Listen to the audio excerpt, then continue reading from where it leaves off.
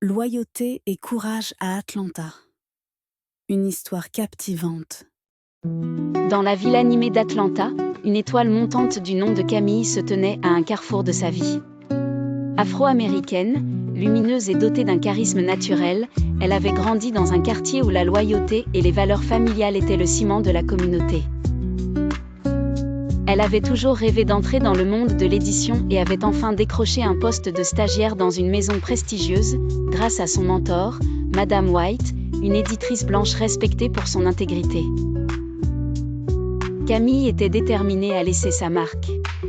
Elle travaillait tard, apprenait vite, et se distinguait par sa créativité. Un jour, elle découvrit un manuscrit exceptionnel, écrit par un jeune auteur du voisinage, qui traitait de questions sociales pressantes. Enchantée, elle l'apporta à Madame White, convaincue qu'il s'agissait d'un chef-d'œuvre. Mais tout bascula lorsque le conseil d'administration de l'entreprise, composé majoritairement d'actionnaires blancs, exerça une pression sur Madame White pour qu'elle mette le manuscrit de côté. Ils craignaient que le thème du livre soit trop controversé et nuise à leur image. Madame White se tourna vers Camille, hésitante. Elle savait que ce livre avait le pouvoir de déclencher des conversations importantes, mais risquait de coûter cher à la maison d'édition. Dans un moment de grande sincérité, elle confia à Camille l'ampleur des compromis nécessaires dans le monde professionnel. Camille, face à ce carrefour, se retrouva torturée entre la peur de perdre son emploi et la trahison de ses propres valeurs. Elle se souvint des leçons de son quartier, de cette loyauté inébranlable envers ce qui est juste. Elle décida de défendre le livre, d'argumenter pour sa publication, en parlant lors de la réunion du conseil malgré ses appréhensions. Sa passion et son engagement touchèrent un membre influent du conseil, un homme blanc du nom de John Parker, qui se leva pour soutenir le projet. Grâce à leur exploration courageuse et équilibrée des enjeux, le livre fut finalement publié. Bien que la route fût semée d'embûches, l'acte de courage de Camille ouvrit de nouvelles discussions essentielles dans la société et renforça les liens entre les membres de la communauté.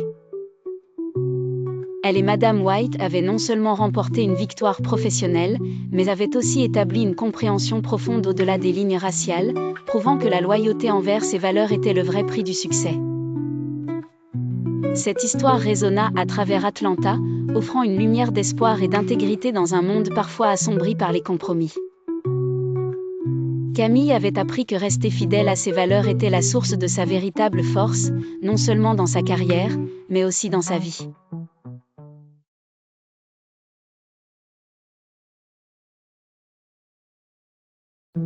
Il était une fois deux amis, Claire et David, qui vivaient dans une petite ville pittoresque entourée de collines verdoyantes et de champs de fleurs multicolores.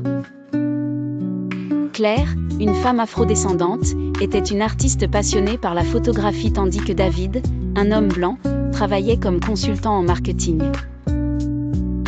Leur amitié était solide, mais ils partageaient une difficulté commune, leur incapacité à dire non. Claire avait récemment été sollicitée pour organiser une exposition pour son groupe d'artistes locaux. Même si c'était un honneur, elle se sentait déjà dépassée par ses responsabilités personnelles et professionnelles.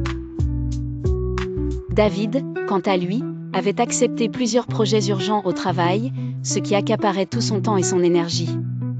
Malgré leur surcharge, dire non n'était pas envisageable pour eux, craignant de décevoir les autres. Un après-midi lumineux, alors qu'ils se promenaient ensemble sous les rayons doux du soleil, dans un parc rempli de couleurs éclatantes et de parfums envoûtants, David se confia à Claire sur son anxiété grandissante. « Je suis épuisé », avoua-t-il en regardant les nuages flotter paresseusement dans le ciel. Claire soupira, ressentant exactement la même chose. « Organisation de l'exposition m'excite, mais aussi m'accable », dit-elle en baissant la tête. « J'ai peur qu'en refusant, les autres artistes y voient un manque d'engagement. » Ils s'arrêtèrent un moment, absorbant la beauté de l'environnement autour d'eux, et commencèrent à réfléchir à ce qu'ils pourraient faire. C'est à ce moment-là qu'une idée lui vint à l'esprit. « Et si nous pratiquions ensemble pour dire non ?» proposa Claire avec un sourire timide. David regarda Claire avec surprise mais fut rapidement séduit par cette idée. Ils décidèrent alors de s'entraîner à dire non dans des situations imaginaires l'un pour l'autre. Leurs séances d'entraînement devinrent presque un rituel. Parfois dans un café, parfois dans ce parc merveilleux, ils faisaient semblant de recevoir des appels ou des demandes, puis construisaient des réponses affirmées et respectueuses pour refuser. « Je suis flatté par l'opportunité, mais je dois décliner cette fois-ci, » répétait David, jouant son rôle. À mesure qu'ils pratiquaient, ils sentaient leur confiance grandir.